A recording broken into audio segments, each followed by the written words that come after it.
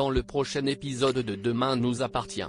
Tandis que la police tend un piège à Olivier, Raphaël présente Stanislas à son père. Alma est quant à elle sur un petit nuage. Attention, les paragraphes qui suivent contiennent des spoilers sur l'épisode de Demain nous appartient demain soir sur TF1. Si vous ne voulez rien savoir, ne lisez pas ce qui suit. Mardi 12 avril dans Demain nous appartient. La police tend un piège à Olivier. Dans la matinée, Gabriel et Soraya se rendent au commissariat pour faire part de leurs soupçons au capitaine Saïd. En effet, ils sont convaincus qu'Olivier Doucet cherche à faire accuser Nord pour les meurtres de Romain et Alizé Melville afin de protéger sa fille. Sans attendre, Karim informe le procureur Perrault de la situation. Malheureusement, Sébastien estime que le témoignage du fils Guéo est fragile car il n'y a pas si longtemps il était encore épris de Nour. Karim est d'accord avec lui mais soulève toutefois que Garance n'aurait jamais pu déplacer le corps de Gabrielle toute seule vu son gabarit. Selon lui, Olivier est le complice de sa fille.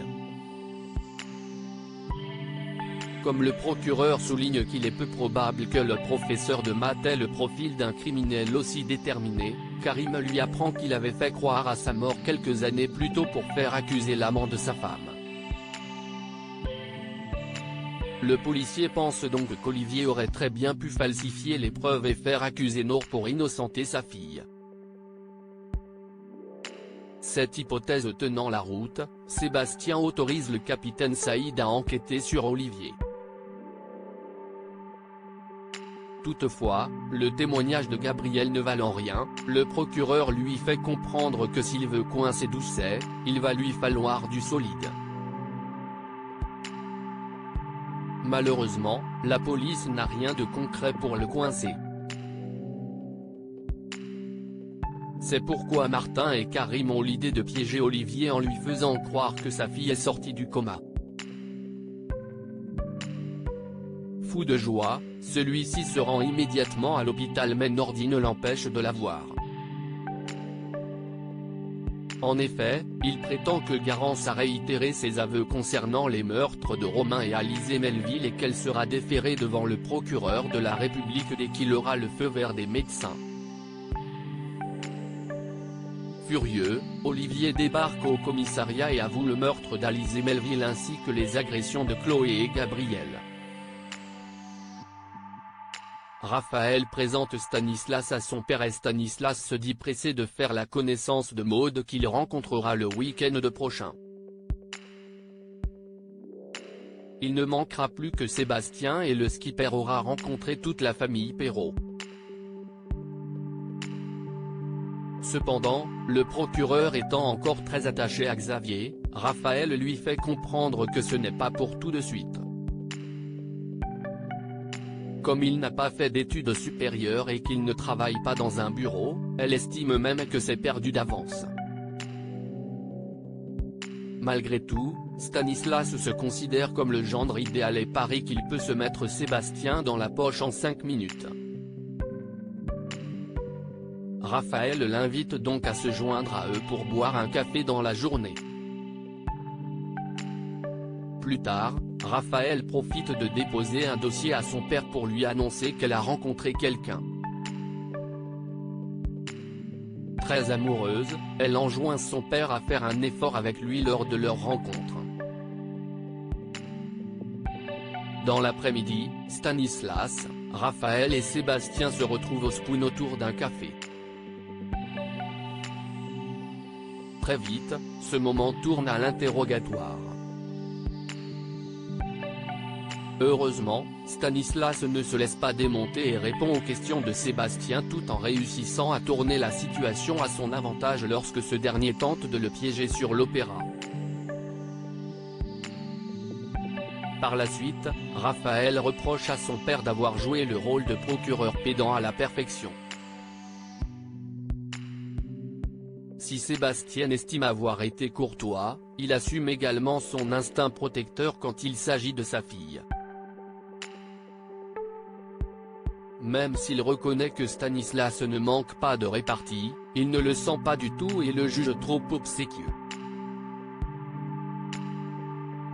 De plus, il estime que leur histoire va beaucoup trop vite.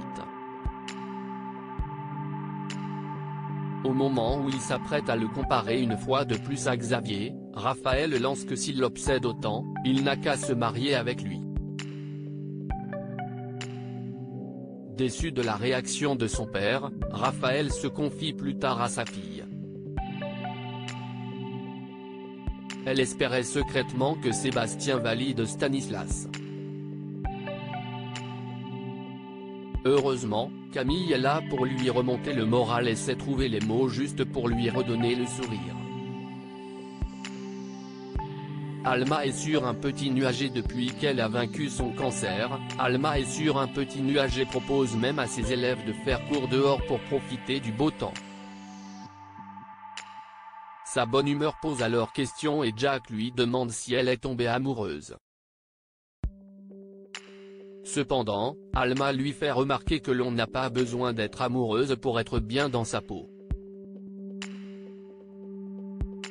À la fin des cours, Alma rejoint Audrey pour faire du shopping.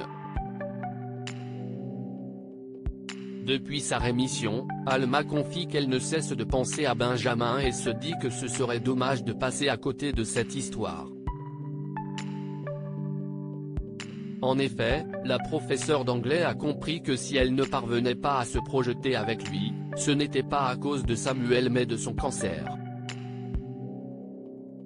Comme plus rien ne la retient, elle appelle ensuite Benjamin pour savoir s'il est libre ce soir. Ce dernier l'invite alors à dîner chez lui, ce qu'elle s'empresse d'accepter.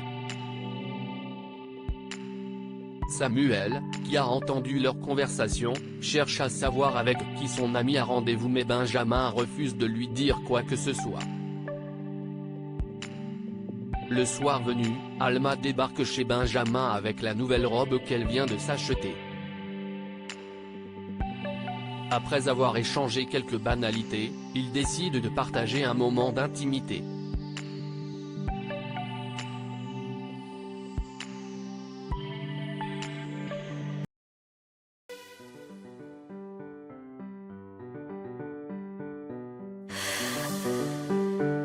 나